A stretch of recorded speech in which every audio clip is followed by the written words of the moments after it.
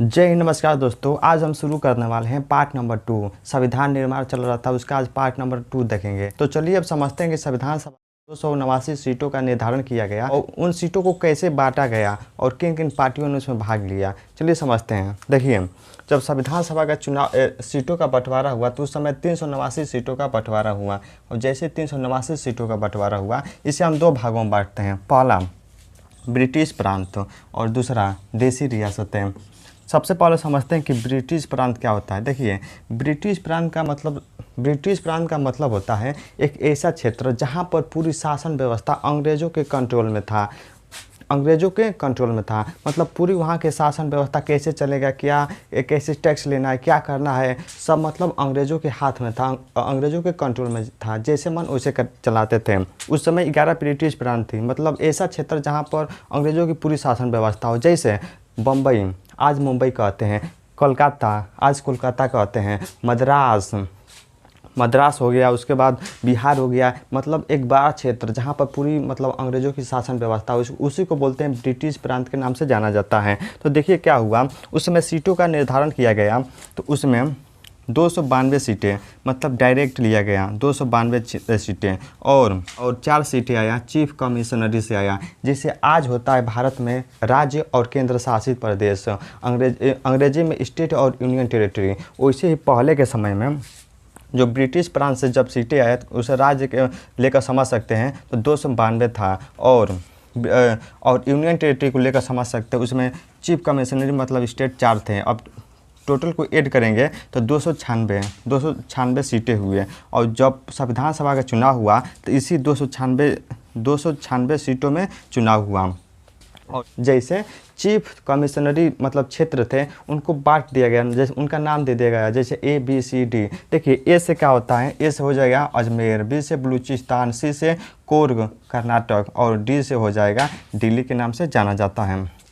अब चलिए देखते हैं दूसरा देसी रियासतें। देखिए, देसी रियासतें का मतलब होता है, देसी रियासत का मतलब होता है राजा रजवाड़े। क्योंकि पहले के समय में राजा महाराजा होते थे, उन लोगों का सीट रखा गया 92 सीटें। इन्हों मनोनयन किया गया, मतलब इनका मनोनयन हुआ कि आपका मन होगा तो आप संविधान सभा में जाइएगा, नहीं मन होगा तो आप अपना आदमी भेज दीजिएगा, मतलब कोई व्यक्ति को आप भेज सकते हैं। लेकिन सोचिए, राजा महाराजा इसमें क्यों भाग लेंगे, संविधान सभा में क्यों भाग लेंगे। जितने भी राजा महाराजा होते हैं वह सोचते हैं कि पूरी शासन व्यवस्था, हमारे एरिया का पूरा कंट्रोल जो है उसको हम चलाएंगे, अपने मन से चलाएंगे, जैसे मन होगा वैसे चलाएंगे, और जैसे संविधान बनेगा तो संविधान सभा में लोग जाएंगे। और जैसे संविधान बन जाएगा तो राजा महाराजा जितने भी हैं, इन लोगों का जो एरिया पर होगा मतलब पूरी कंट्रोल व्यवस्था खत्म हो जाएगा। और जैसे मतलब कंट्रोल व्यवस्था खत्म हो जाएगा तो अब राजा मनमानी नहीं करेंगे, पूरा मतलब कंट्रोल अब संविधान से चलेगा। इसलिए राजा रजवाड़े मतलब बहुत कम गए या नहीं के बराबर गए, मतलब भाग नहीं लिए, इनका मनोनयन हुआ। तो उस समय दो पार्टियां बहुत मजबूत थीं, पहला कांग्रेस और दूसरा मुस्लिम लीग। अब देखते हैं कि कांग्रेस कितनी सीटें जीती। उसके बाद क्या हुआ, चुनाव हुआ और चुनाव का परिणाम आया जुलाई अगस्त 1946 में। 1946 में संविधान सभा का चुनाव हुआ। 1946 में संविधान सभा का चुनाव हुआ 1946 में, और चुनाव का परिणाम आया जुलाई अगस्त में। उसका रिजल्ट आया, मतलब कौन पार्टी कितना जीती है। देखिए, चुनाव कितना हुआ, 296 सीटों पर चुनाव हुआ। क्योंकि देसी 92 सीटों को राजा महाराजाओं का था, उनका मन होगा तो जाएंगे, नहीं मन होगा तो नहीं जाएंगे। था जो ब्रिटिश प्रांत था, इसमें से कितना 296 सीटों पर चुनाव हुआ। 296 सीटों पर चुनाव हुआ। तो इसमें देखिए चुनाव हुआ तो दो पार्टियाँ बहुत मजबूत थी, पहला कांग्रेस और दूसरा मुस्लिम लीग। तो देखिए क्या हुआ, कांग्रेस कितनी सीटें जीती, 208 सीटें जीती। और जैसे 208 सीटें जीती वो संविधान सभा चली बनाने के लिए। उसके बाद मुस्लिम लीग 73 सीटें। मुस्लिम लीग कह रहा था कि हमें एक अलग देश चाहिए, देश का नाम रहेगा पाकिस्तान चाहिए हमें। क्योंकि उस समय पाकिस्तान की मांग भी बहुत प्रबल हो गई थी, क्योंकि हिंदू मुस्लिम दंगा भी बहुत भयंकर हो गया। इसलिए कहा गया कि अब बहुत हो गया, अब हमें एक देश चाहिए, अलग देश चाहिए, जिसका नाम है पाकिस्तान। अगर पूछेगा पाकिस्तान के राष्ट्रपिता किसे कहते हैं तो लगाएगा मोहम्मद अली जिन्ना, क्योंकि मुस्लिम लीग जो था उसके सबसे बड़े नेता के नाम से जाना जाता है मोहम्मद अली जिन्ना को। मोहम्मद अली जिन्ना मुस्लिम लीग की स्थापना की, मतलब सीटें 73 सीटें। मुस्लिम लीग ने संविधान सभा में भाग लिया और वैसे कह रहे थे कि हमें अलग से पाकिस्तान चाहिए, तो नहीं कोई सुन रहा था। तो इन्होंने सोचा कि हम संविधान सभा में भाग लेते हैं, जो चुनाव होगा उसमें भाग लेंगे, और जैसे हम मतलब चुनाव जीत जाएंगे, चुनाव जीतने के बाद एक अलग देश बना लेंगे। लेकिन जैसे ही चुनाव का रिजल्ट आया 73 सीटें ही जीत पाए, 73 सीटें, और कांग्रेस 208, लगभग 3 गुना अधिक जीत लिए। अब सोचिए मुस्लिम लीग का बात कौन सुनेगा, कोई नहीं सुनेगा, क्योंकि कांग्रेस के पास 208 सीटें हैं, लगभग 3 गुना अधिक सीटें हैं। तो अब देश बनाने के लिए कुछ तो करना पड़ेगा, देश में दंगा करना पड़ेगा। तो देश में भी दंगा हुआ बहुत भयंकर। उसके बाद देखिए निर्दलीय जो पार्टी थी, निर्दलीय पार्टी या निर्दलीय चुनाव हुआ, उसमें 8 सीटें जीते हैं। निर्दलीय का मतलब होता है जो किसी भी पार्टी से ना हो, मतलब वो अपना खुद आकर चुनाव लड़ता है। और चौथा नंबर छोटी छोटी पार्टियाँ 7 सीटें जीती, छोटी पार्टियाँ 7 सीटें जीती। उसके बाद देखिए अब टोटल ऐड करेंगे 296 हो जाएगा। उसके बाद पूछेगा कि चुनाव कैसा हुआ, तो लगाएगा अप्रत्यक्ष। देखिए एक होता है प्रत्यक्ष, एक होता है अप्रत्यक्ष। अप्रत्यक्ष जो होता है उसमें हम और आप लोग भाग नहीं होते हैं, जैसे राष्ट्रपति का चुनाव होता है। और एक होता है प्रत्यक्ष जिसको बोलते हैं डायरेक्ट, इसमें हम और आप लोग भाग लेते हैं। तो कैसे पूछेगा कि चुनाव कैसा हुआ, तो लगाएगा अप्रत्यक्ष।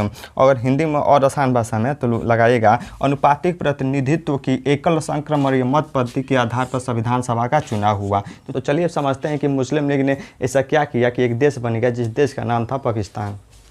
तो चलिए अब समझते हैं कि मुस्लिम लीग की बात कोई नहीं सुन रहा था, क्योंकि इसके पास 73 सीटें थी और कांग्रेस के पास 208 सीटें। इसलिए कांग्रेस जैसे मन वैसे व्यवस्था चलाता था। इसलिए मोहम्मद अली जिन्ना जो मुस्लिम लीग के संस्थापक थे, उन्होंने सोचा कि अब हमारी जो मांग है अलग पाकिस्तान का, वो ऐसे नहीं सुना जाएगा, उसके लिए हमें कुछ और करना पड़ेगा। अगर पूछेगा मुस्लिम लीग प्रत्यक्ष कार्यवाही दिवस मतलब कब मनाया गया, तो लगाएगा 16 अगस्त 1946 में मनाया गया। देखिए इसका मतलब क्या होता है, जिसको अंग्रेजी में बोलते हैं डायरेक्ट एक्शन प्लान, हिंदी में बोलते हैं प्रत्यक्ष कार्यवाही दिवस। का मतलब क्या होता है, देखिए देश में जितने भी मुसलमान थे उन लोगों को एक साथ इकट्ठा किया गया, सभी लोग को एक साथ इकट्ठा किया गया।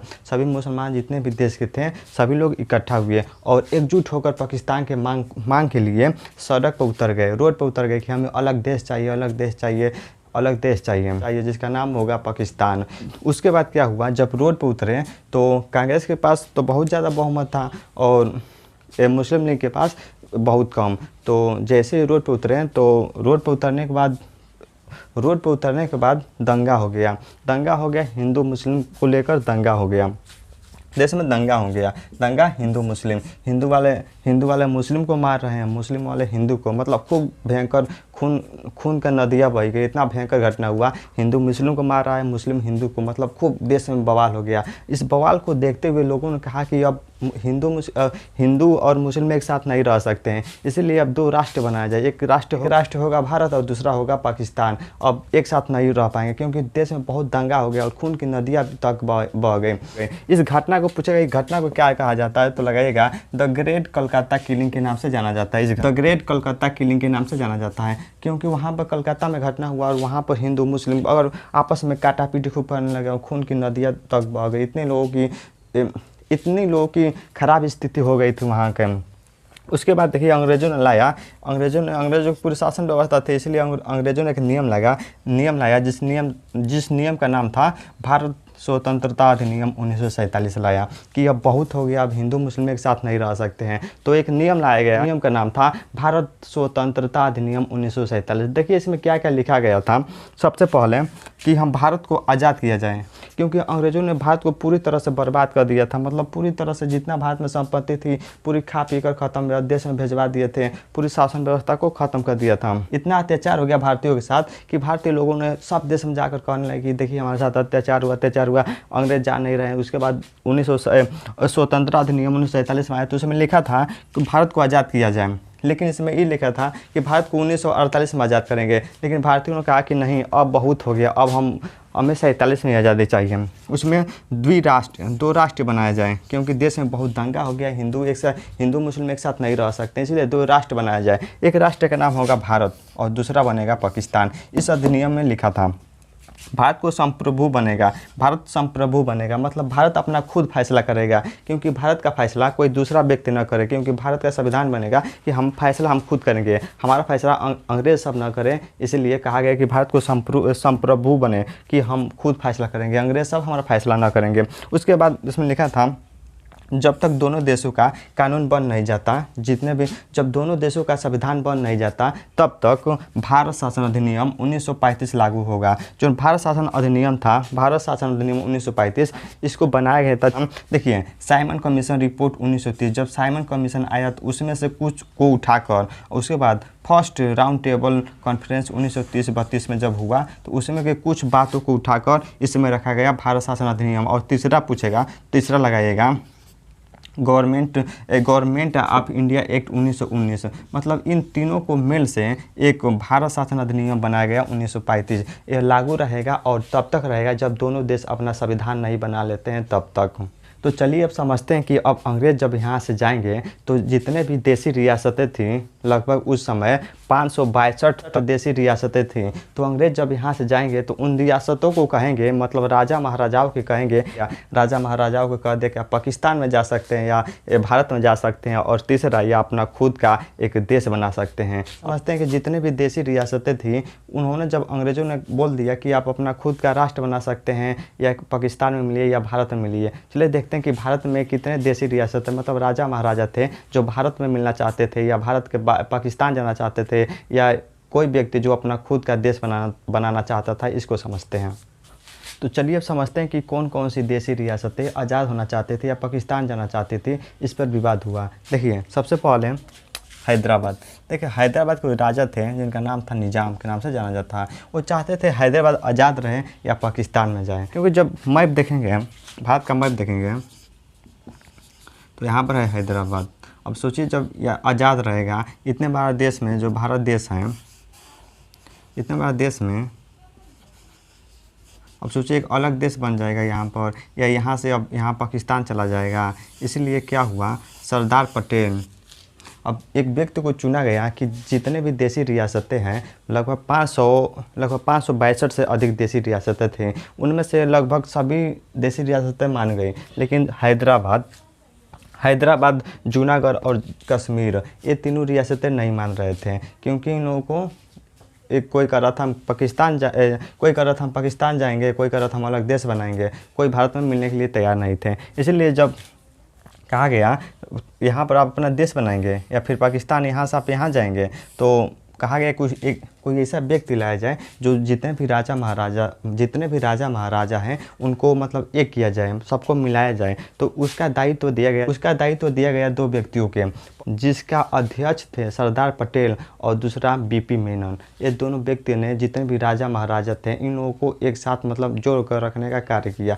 कि कोई भी अलग ना हो। तो क्या हुआ, सरदार पटेल कह रहे थे कि इनसे निज़ाम से कहा कि आप मिल जाइए भारत में, तो इन्होंने कहा कि नहीं हम आज़ाद रहना चाहते हैं, या फिर यहाँ अपना देश कैसे बनाएंगे। सरदार पटेल ने क्या कहा कि ऑपरेशन पोलो चलाया 1948 में, चलाकर भारत में मिला लिया। जो हैदराबाद था वहाँ पर ऑपरेशन पोलो चला के मतलब अपना सैनिक भेजकर उस पर कब्जा कर लिया, और कब्जा करने के बाद वो भारत में हैदराबाद को मिला लिए। उसके बाद जूनागढ़, गुजरात, यहाँ का जो नवाब थे मुसलमान थे, और वो पाकिस्तान जाना चाहते थे, क्योंकि गुजरात मान लीजिए यहाँ पर है और यहाँ पाकिस्तान जाना चाहते थे। तो वहाँ के जो जनता थे, राजा जो वहाँ के राजा थे वो मुस्लिम थे, और जनता बहुत ज़्यादा वहाँ की हिंदू थी। तो सरदार पटेल ने कहा कि अब जनता वहाँ के लोग हैं, वहाँ से पूछ लिया जाए कि आप कहाँ रहेंगे, भारत रहेंगे कि पाकिस्तान जाएंगे। तो हुआ जनमत संग्रह, मतलब जनता द्वारा पूछा गया कि आप कहाँ रहेंगे, भारत जाएंगे कि पाकिस्तान जाएंगे। तो वहाँ के लोगों ने कहा कि हम भारत में मिलना चाहते हैं। तो सरदार पटेल ने जनमत संग्रह कराकर उसे भारत में मिला लिया। अब चलिए देखते हैं तीसरा, जम्मू कश्मीर के राजा थे जिनका नाम था हरि सिंह के नाम से जाना जाता था। वो चाहते थे कि हम आज़ाद रहे, हरि सिंह चाहते थे कि हम आज़ाद रहें, हम अपना एक देश बनाएंगे।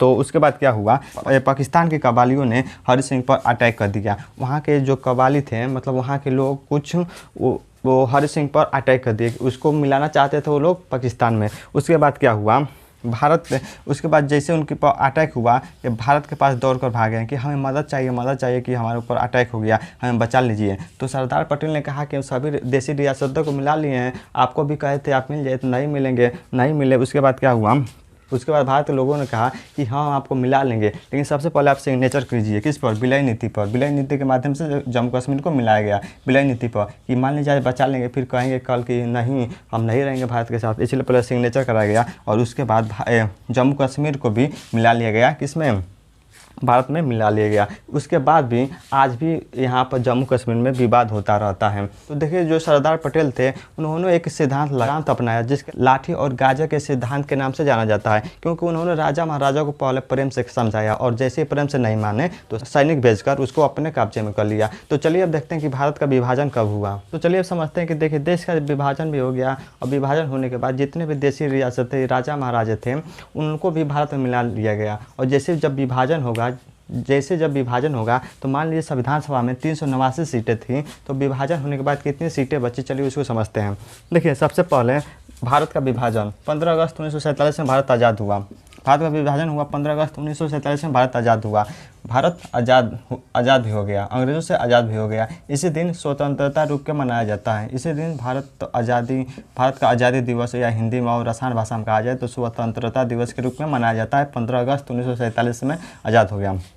उसके बाद पाकिस्तान है और उसके बीच में एक रेखा का निर्धारण किया गया कि इधर पाकिस्तान रहेगा इधर भारत रहेगा। उस रेखा का क्या नाम है तो लगाइएगा रेड क्लिफ रेखा के नाम से जाना जाता है। कब खींचा गया, 17 अगस्त 1947 में, आज़ादी के 2 दिन बाद ही खींचा गया इस रेखा का नाम था रेड क्लिफ रेखा, मतलब इधर पाकिस्तान रहेगा और इधर भारत रहेगा।